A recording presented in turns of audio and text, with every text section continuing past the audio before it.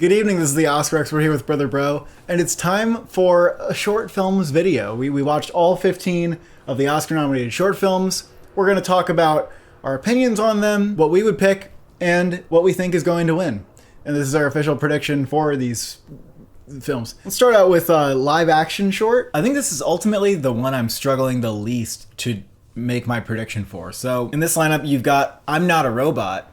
And I really liked this one. Like, this is one of the films where I said, you know, I'd love to see a feature from this director. I want to see more from them. Yeah, I wanted more from it. I think the camera work was really strong. The lead performance was great. I like the production design. And the concept is really funny.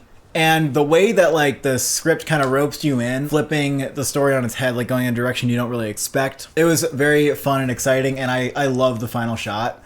Like, just letting you kind of sit with that was very, like, haunting. This was actually my favorite of all of the live action films. Yeah, I think that this was the most impressive in terms of the filmmaking. Like, some of the shots were really well choreographed. There's a tracking shot where she's on her phone and she's trying to find a quiet place to take a call. It was so smooth and fluid of a shot. It was really impressive. It had a great look to it. It was really well colored. The lead actress was really good also. Yeah. It had a good sense of humor. So I think I would need to see something a little longer to sink into some of the ideas, but as a short, like, it was very good. Next we have Alien, and this one's about a white woman and her immigrant husband who is going through all the legal steps to become nationalized. And they're at the immigration center to do a mandatory appointment when ICE shows up, seemingly to target these people who are going through the legal process and, you know, subvert that and just go ahead and deport them. It's a thriller, really, of them trying to evade this brutal, awful capture. I thought this one was really well done, and it may be blunt, you know, it might have been, like, pretty unsubtle about what it's, like, trying to do, what it's trying to say, but I think that was important, necessary, and it did a pretty good job at painting a portrait of who ICE is and how they're, like, different from other, you know, immigration enforcement. So I think this was very, very effective overall. Oh, yeah. I think, and it also points out a practice that does happen. I didn't see the need for it to be less blunt. I mean, it's a 15-minute story. It's something that's very real, and the movie made its mark. Like, I can't really disagree with the approach. It was very stressful. I thought it was very well edited. I think it was maybe the most absorbing. Like, I think it was the loudest short in a way, the most exclamation point of a short, where I think while it was on, I was, like, really locked in. And easily relates, I think, the most to a relevant political topic, where if you gave the award to this film, you'd be taking a stand on an important issue. I didn't see any other films that were quite this level of, like, if you voted for this and they made a speech, it would actually be impactful. Especially with Trump being back and what they've done already. Yeah. It's super topical. It's great because it's kind of educational. Like, it gives you a broad overview of, like, what this is, but also, you know, focuses on the human element, like the trauma that happens when people are separated, when families are separated, when people get deported. So I really like this. I think that this and I'm Not a Robot were my favorite, and I don't really know which one I liked more, which one I would vote for. I think Alien's gonna win. I'm actually most clear about that than all the other short categories. I don't know for sure that it's happening, but I know that I'm confident predicting it based on what I've seen. So The Last Ranger is a short that no one really expected to get in, but it was pretty strong. Like, I think my audience really responded to this. I think there might have been the most tears, if anything, because it's about rhino poachers and there's some pretty harrowing stuff that happens here. It's quite melodramatic, and it kind of runs you through the gamut. Like, it almost kind of leaves you, like, exhausted because there's a lot of, you know, big scary things that happen. You know, it's really impressive how they integrated actual animals into the footage here instead of, like, using CGI. So it was a pretty impressive short. You know, I didn't love it because I thought it was kind of melodramatic. Like, it was just a little bit too big for me. But also, I didn't really know what the whole, like, remember that you're wild thing. Like, I don't know what that is.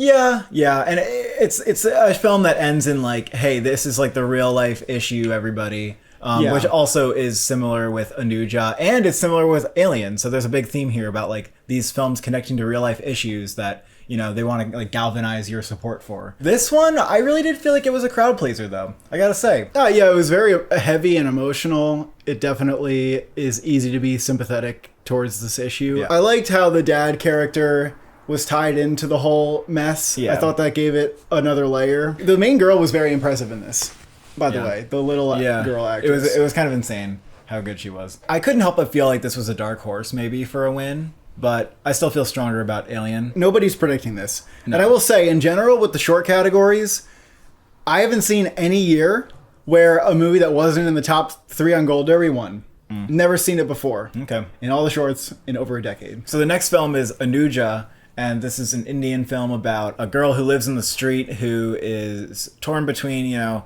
taking the big tests, the exam that might secure a brighter future for her, or she could remain in the sweatshop that she works in. It's a very obvious film, like, you know what's gonna happen, you know how it's gonna end. It feels very much tailored to, you know, people's sympathies and just like trying to get the audience like to feel for this little kid. And it just felt too obvious for me to actually really love it. And it's also a film that ends in like a real life issue where the film was apparently made to bring awareness to like street children in India and then fundraise on that cause. Even though it has a heavy subject matter, the film is also pretty light and like palatable. Yeah, I think I enjoyed it. Like, I thought that the main 2 actors were very good, and I liked watching the sisters go around and like try to sell the bags. Like, it was charming, and I enjoyed that. I did think that it ended really abruptly. Like, it looked like there was this conflict developing between like, you can't go to the exam, and then she goes to the exam, but then there's no it doesn't actually like matter. Well, that's because it just kind of ends. I felt like it ended very abruptly and then just immediately went into like, here's the cause. And then it made me feel like I was watching an ad. It was a pretty good ad, though. I don't think this would win, and part of the reason is because maybe people don't feel like as close to home with this sort of like issue. You know, if these films are going to represent an issue, all right, we may as well like make it about that.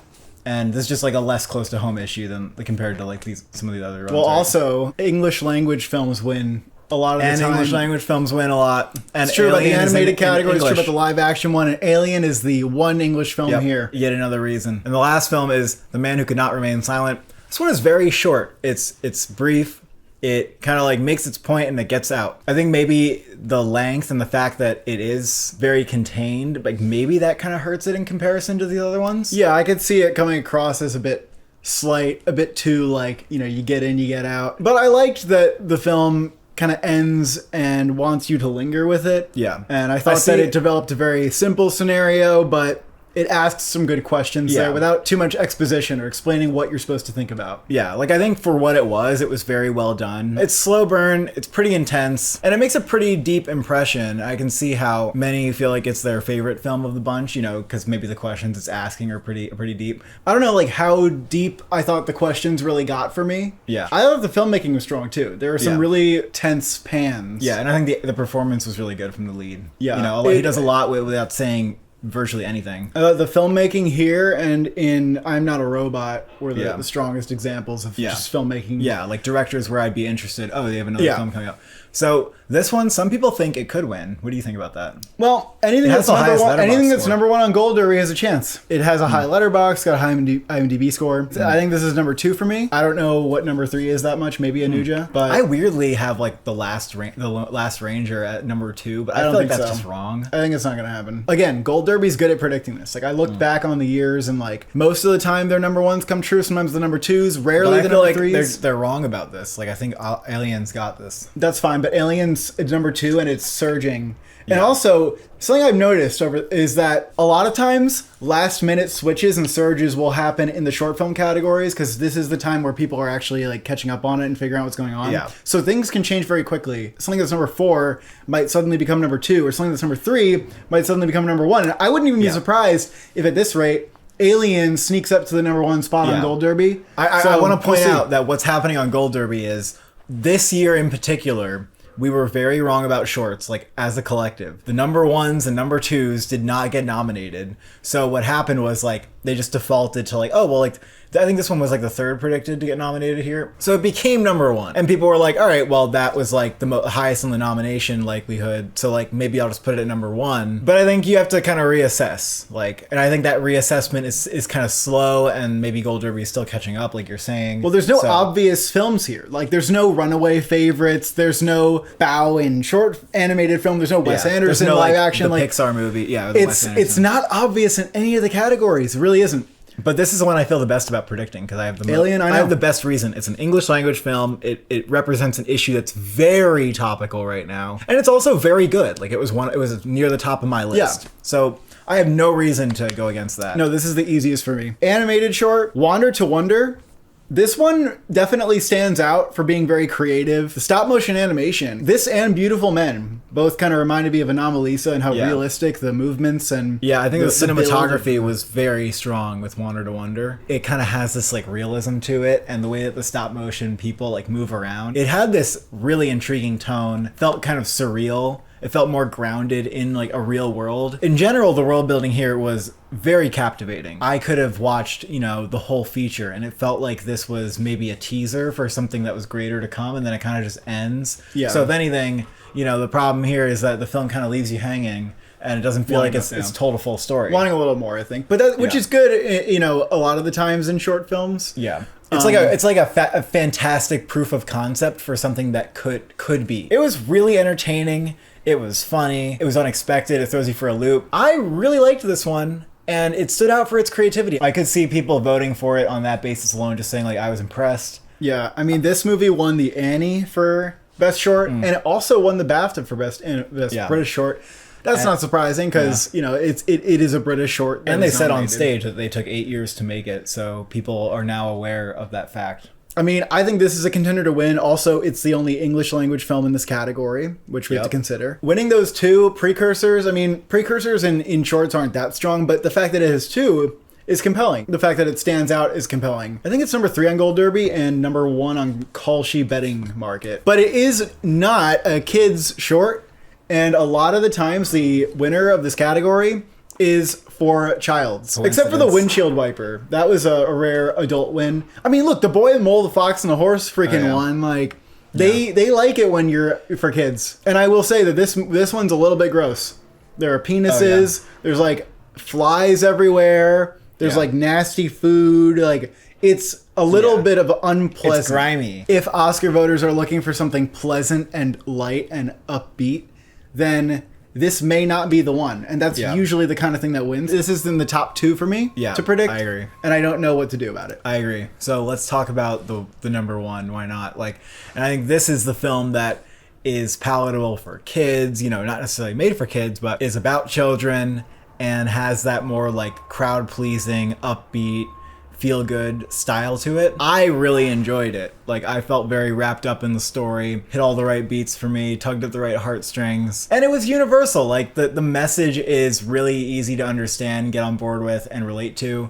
So I felt like, this could definitely be a winner when I saw it. And then I saw Wander to Wonder, and I was like, well, that one kind of blows out all the other ones in terms of the craft, so maybe we have a race here. I think this one was cute and slight. I don't really care that much about what it's saying. About like, kissy, but everybody likes it, but it's ew. Like, I have a hard time imagining people being blown away or super passionate about this. However, but I can see them voting for it based on, that one made me feel the best. Yeah, I agree that I can imagine voters being like, that one was the cutest, and like, it was light and silly. It is not in English, but it's such a cutesy little unchallenging thing that I feel like it can overcome the language barrier here. Yeah. Whereas maybe the reason that international films don't win as much is because they're more often like adulty. They're like indie adult studios. So I don't think that that's necessarily an issue here. Yeah. I do feel like it's between those two films. I also think that sometimes they want to go with an interesting art style or something that really looks like there's a whole lot of effort put into the craft. And this one probably had the least artistic or interesting style to it. Like, it looked nice. Yeah. But the craft in something like Wander to Wonder or In the Shadow of the Cypress is it maybe stands out a little bit more, I would say. I think if you want to vote for something that just warmed your heart, this is it. And if you want to vote for something where you're like, wow, that was exciting and unexpected and creative, then you've got Wander to Wonder. Magic Candies is also kind of more kiddie and light. And honestly, I think that this has a shot to win. It's actually well liked on LETTERBOXD and IMDb. So another thing I noticed is that most of the time the winner has like a pretty decent LETTERBOXD or IMDb score. And some people will say, the shorts always suck. The winner always sucks. And it's like, aside from War is Over, doesn't happen in this category. Happens in the live action category every now and then, where there's like a movie like Skin or Two Distant Strangers that wins. But the majority of winners are broadly liked, and you can see the scores on, again, like IMDb or LETTERBOXD being, like above a 7 on IMDb, having like an 8 stack on LETTERBOXD. Magic Candies has good scores. Yeah. I also thought it was cute and nice. Maybe if it was an American studio, it would be winning. It has a really good concept. I was not quite on board with like some of the pacing, and I thought it could have been like a little bit tighter in terms of the edit. And I also didn't really love the narration, like kind of voiceover inner monologue style, which wasn't an inner monologue. It was just the character like speaking things out loud. But it did feel very kid friendly. It was nice. It definitely touched me and charmed me by the end. So I could see this winning. I could.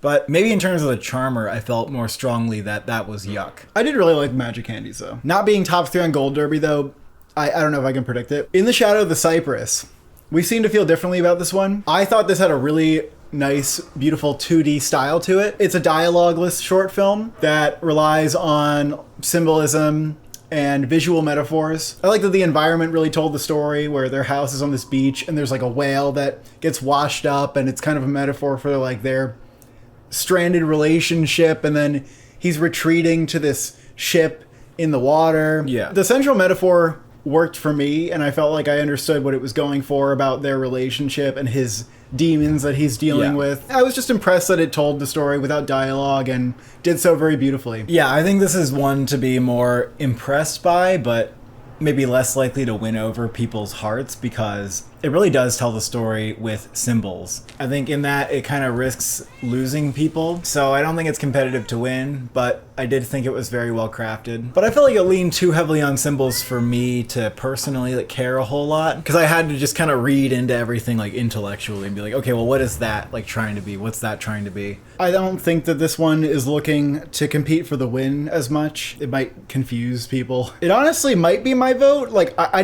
wasn't necessarily head over heels for it. The ending is a bit neat, but I did feel that as a short, it felt very complete. Whereas other ones, I was left maybe wanting a little bit more. Yeah, that's fair. And then there's Beautiful Men, which this is the most misguided #1 placement on Gold Derby for a short that I've ever seen. I think it will switch eventually when people kind of figure out what this is. It seems like it just kind of walked its way into the #1, and then people are just predicting it because it's up there. It's a stop motion short about 3 brothers who are getting a hair transplant, and they're just kind of hanging out in a hotel, and it's like incredibly foggy outside in like a surreal way. It kind of feels like Anomalisa because it's in a hotel and it's stop motion. Yeah, it's very realistic stop motion. It's also More sort of penises. funny. It's about male insecurities, but I don't know, the story just didn't feel like it delivered for me. I liked that it was this very awkward portrait of like men having trouble communicating with each other. Like I did like that. But I don't really know if it went anywhere in terms of a story. I felt underwhelmed by the progression, and I think most people felt that way. And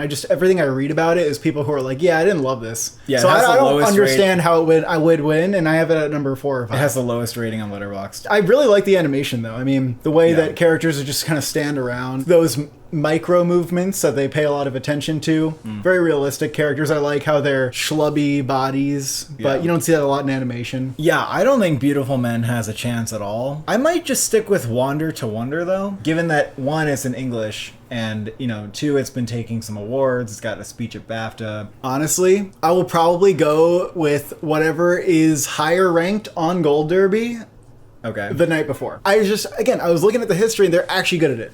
They're actually good at predicting it. I'm curious if Beautiful Men will be dethroned from #1. Well, Wander to Wonder is probably going to be #1. Yuck's rising fast, and more experts are predicting Yuck now. Oh. I think I have Yuck right now. This is a category, again, where I could change. It could change based on where people are perceiving the tides to be. Because I often notice that like the movie that's surging really fast is a pretty good indicator sometimes. I might change my mind about this, and that would be reflected in my predictions in Award Expert. All right, documentary short. So I Am Ready Warden is #1 on Gold Derby. I've been seeing this one get trashed a bit on Letterboxd. I quite liked this. It is about the death penalty. It's about a man who completely senselessly murdered somebody when he was younger, and he's now on death row, and he's about to be executed. It follows him, it shows a bit of his son, and it follows the son of the man that he murdered. And I guess what he thinks about this guy who killed his dad. I thought it was powerful because it showed humans dealing with really difficult and tough situations. And some seem to feel the movie is a little exploitative, just filming these people in some of these moments that are, I mean, I don't know, they like consented to doing it. I thought it was really interesting to watch people deal with this stuff. And I'm sure that the subjects feel that it was valuable for the movie to be made. So I don't really know why people feel like they need to speak for them about that. Yeah. This is a portrait of somebody who is on death row. It's a portrait of forgiveness and redemption and what justice means to family members of the victim. And the film really explored this, I thought, in a nuanced and balanced way. And it felt very raw and honest. Like, I thought I was getting a very clear window into this mosaic of people surrounding both of these killings. I think the film, in a way, it avoids being political because it doesn't narrate to you. It doesn't really, like, inflict a point of view onto the audience or onto the film. But I also think the audience, when leaving the film, is going to be more sympathetic towards being against the death penalty based on everything that they've just witnessed. So it's kind of this organic, like, easy to arrive at that place, but without pushing that onto you. So I really respected this film's restrained style. This moved me, I think, the most out of any of the documentary. I don't get why people don't like this film more. I appreciated that the movie didn't provide the most cut and dry case that's easy to be sympathetic towards with the death penalty, which is like somebody who's innocent and, you know, nobody likes that. If you're against the death penalty, then you also have to be against cases like this where somebody did something really senseless and you simply believe that redemption is possible. Yeah, maybe a lot of people just don't believe in redemption. Like, they just don't buy that somebody can change. I love that one. I'm not sure about, like, its Oscar chances in general. Like, I don't know how passionately people feel about the death penalty, so I don't know if it, like, rides the issue all the way to the Oscar. Yeah, I also don't know if it is the film people feel most passionately about, because clearly, like, you know, the Letterboxd score isn't amazing. It feels like Stranger at the Gate, which was very mixed on Letterboxd, but which I thought was very good, and that kind of led me to predict it. And it kind of makes me weary to predict it again. I think it has potential, though, because it was very powerful, very moving. This is another category where, unfortunately, like, I don't even know if I'm confident enough to make a call right now. But I would probably vote for this over everything. The Only Girl in the Orchestra. This one is getting some Win conversation buzz. The filmmaker is the musician's niece, and she seems like very in awe of her aunt and like fascinated by her life. I think the film is good, like it goes down pretty smoothly, but it's not very focused, and it is kind of long. I thought she was an interesting subject. I liked her perspective on kind of being in the background and how that related to her upcoming where she had celebrity parents. I liked the film wanted to be about like lots of elements of her life at once. It could have been more interesting if it was a little bit more honed in, but it just wasn't like the most interesting or the most impactful. Yeah. Like, it was good, you know? The Letterboxd is a 3.2. Like, nobody seems to be going crazy over this. Even no though one's gonna like cry during this movie. Yeah, like, it's watchable. It's perfectly good. I don't feel like it generates passion, you know? That's my problem. And I know a lot of people are predicting this, and a lot of people are predicting it based off of like, well, all the other films have very heavy subject matter, and this one's really light and nice. I just think you need a little more passion, especially in the doc category. This is something I noticed. Again, I was talking about this in animated. The winner often has a very good Letterboxd, like 3.6 or above, or above a 7 on IMDb. Especially in the doc category, like, they don't usually go for the one that everybody hates or that like is the film Twitter enemy or whatever. I don't think there are that many contenders in this category for that film, though. Perhaps Incident is one, though, because people really love this one. It has the best Letterboxd score. It has the best IMDb score. And even on the sneak peek for the anonymous ballots, this had the most votes. It's entirely security camera and body camera footage following a shooting of a black man by police in Chicago. It was kind of riveting watching the officers' reaction and trying to cover their tracks. And, you know, you may not think that there's much artistry if it's just told from body camera and security footage, but there definitely was artistry in the editing. It divides the screen into 4 quadrants, and it picks up different officers' body cameras like that are happening in real time that it thinks are relevant. And there are some pieces of this when it becomes very chaotic, when the community starts to realize what has happened, and seeing like all 4 quadrants popping off with like the subtitles, you know, highlighting different conversations that are happening simultaneously was very powerful. You know, the real-time element, I think, here was fascinating. It also focuses mostly on the aftermath. Like, this is, you know, a 30 or 40-minute film, and the killing takes place in the first, you know, 2 minutes. I can't really think of a documentary we've seen like this where it's just body camera footage, though, and I don't know if that would hurt it for winning, because it feels like, you know, nobody went and like shot this film, right? It'll be a question we ask ourselves for The Perfect Neighbor. Yeah, that's right. Which was a Sundance documentary that's probably going to be in the conversation. The Incident, in terms of its Oscar potential, it is hard to predict because it just is nothing like these previous winners, which are much more like all the other nominees and how they're shot and edited. But it was very infuriating, and the editing was very powerful when you see who's allowed to like turn their camera off, and I think this was one of the best ones. The reason I might predict it is because it just seems to have a bit more passion and love behind it. But that's also not necessarily surprising that like the online community would be into it. Yeah. I don't know if it's the kind of thing that's this broadly palatable or nice movie that might win documentary. Yeah, I would feel more confident predicting this if it was, I guess, shot like a normal documentary film, and maybe if it got you a little bit deeper into the emotions, but really it's more like an omniscient perspective, right? It can't really like manipulate you, I guess. It doesn't need to, but we're talking about the Oscars here. So Instruments of a Beating Heart is another film that is about a young girl in Japan who is tasked with being the cymbal player for a little school orchestra of sorts. It's kind of about how like the school instills this like resiliency in her about like you can do this, and it also made me feel very conflicted because we watch her like get really upset and get kind of called out for like not performing up to the standards that they set for her, and she gets like really upset, and I had this kind of conflict during the movie where I was like, dang, is this like worth it to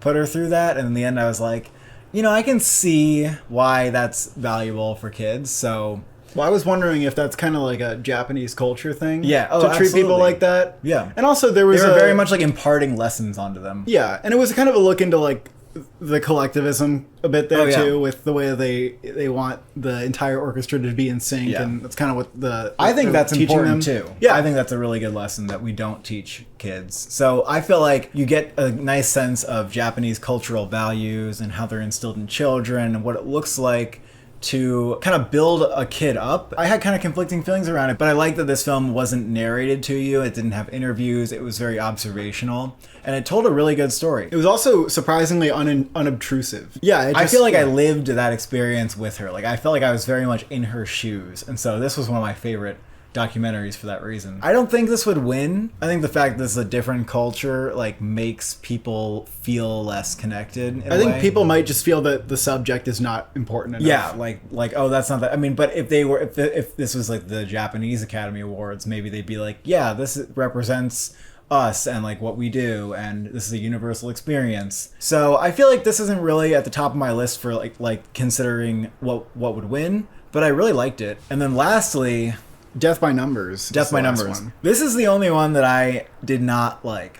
I came down pretty hard about like I just don't think this film was necessary. This film's about one of the victims of a school shooter in the sense that she was shot in the leg, so her classroom was victimized and a lot of her friends died, and she has the opportunity to speak at the killer's trial. Surrounds the Parkland shooting, so like we've all heard about it. It's like one of the worst examples, one of the most egregious. And you know, my problem with this film was that a lot of this is like, yeah, we know what happened, like we've seen it. You know, I've even seen a lot of the people in the footage, like I've seen their speeches in the courtroom. I know who this girl is. So for me, a lot of this felt kind of unnecessary, and I also didn't really like the way that, you know, it focused on her story, but it made it a lot about the killer, and it seemed very interested in like the fact that he, you know, was a Nazi, and it also really like only made it about her relationship with the killer.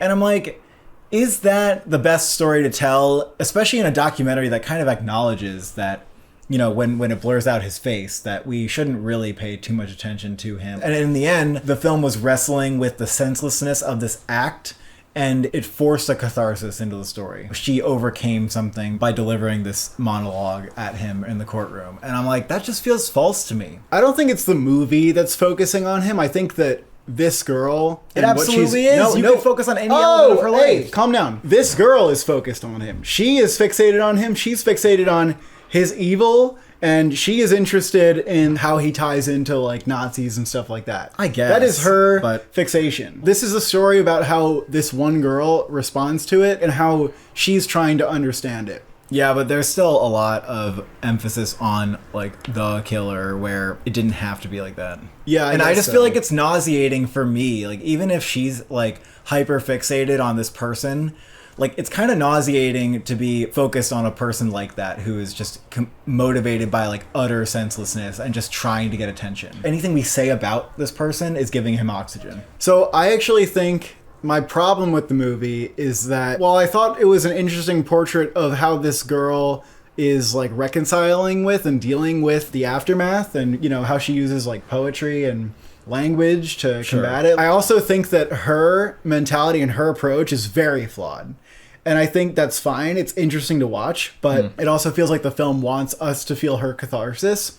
And I think her problem is that she wants to stick it to him.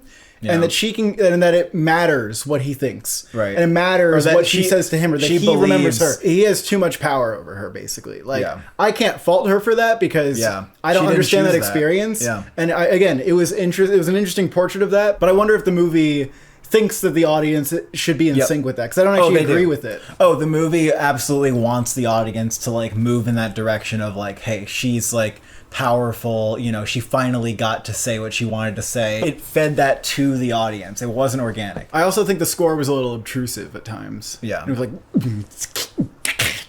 and it was like, we don't need that kind of score. Yeah, this one just kind of left a bad taste in my mouth. Now, a film with this subject matter could be considered important. And I don't want to be too biased here. And I want to acknowledge I do think this could maybe spoil and win. Well, a lot of people seem to be kind of conflicted on this one. I don't think it has the typical, like, gun control type of message that you might expect from a school shooting thing that, like... It doesn't really leave you with a message at all. So, in terms of what I think is going to win, a lot of people, before I saw the shorts, people were trying to kind of almost convincing me on Only Girl in the Orchestra, but now I kind of think that they're a little misguided. I just can't imagine that getting, like, overwhelming support. I Am Ready, Warden, I kind of get. I mean, I even liked the movie a lot, and I can understand how it could win, but it seems to be conflicting some people. I don't really know what the hang-up is.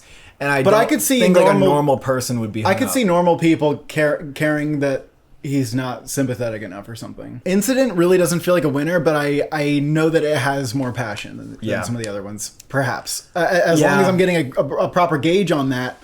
I might go with Incident for now. Yeah. But again, I'm going to like keep an eye on what is doing well in Gold Derby, and like if Incident seems to be kind of going up a little bit. What's Gold Derby? It's number 3 on Gold Derby, so it's kind of in the justifiable like range. So it's I'm Ready, Warden, Girl in the Orchestra. And okay. Girl in the Orchestra just sounds like a title that would win. Exactly. I think that's why it's so high. And that's also why Beautiful Men is so high. I think it's also why I Am Ready, Warden is high. But again, maybe you can't underestimate a good title. Some people make that argument, and Yuck is certainly a title that jumps out at you, and maybe that helps too. But I think when it comes to the winners, like, I don't know. People are watching them, aren't they? Or abstaining. My hunch is that it's probably between I'm Ready, Warden and Incident. What if The Only Girl in the Orchestra wins just because it's like a nice, easy to drink documentary? And what if Death by Numbers wins because it's about a school shooting? And not if it's not on top 3 on Gold Derby. You have to pick something for this video. I'm gonna say I'm Ready, Warden. I might go with that just because it's number 1 on Gold Derby if I cower out of Incident. So we have come to a conclusion in this category, and it is based on information that we didn't present to you during this video. So the Critics' Choice Documentary Awards, they've been going on for 5 years. In 3 of those years, it went to the Oscar winner. In 2 of those years, it went to a film that wasn't competing with the Oscar winner. So in conclusion, if the Oscar winner is nominated at Critics' Choice, it will have won the Critics' Choice. This year, we're very lucky and fortunate. Only Girl in the Orchestra, I Am Ready, Warden, and Incident are all nominated. All the frontrunners are there. So if this trend continues, then probably Only Girl in the Orchestra, which won Critics' Choice, will win the Oscar. Now, short trends, kind of like, the BAFTA casting category, are more likely to break. They're less stable, sure. But in this very uncertain year, I think that we can kind of go with this. And it makes sense. You got a large body of voters. I don't know why they didn't go with Incident. Like, I don't even get why they went with Only Girl in the Orchestra. So my only explanation is that, like, hey, somehow this movie is getting all the votes that you need, even though I feel like it doesn't generate the passion. And so, yeah, we're going with Only Girl in the Orchestra. Brother Bro is with me on this. We discussed, and that's what we're doing here. Thank you for watching. Thank you for subscribing. What's your hunch for what's going to happen?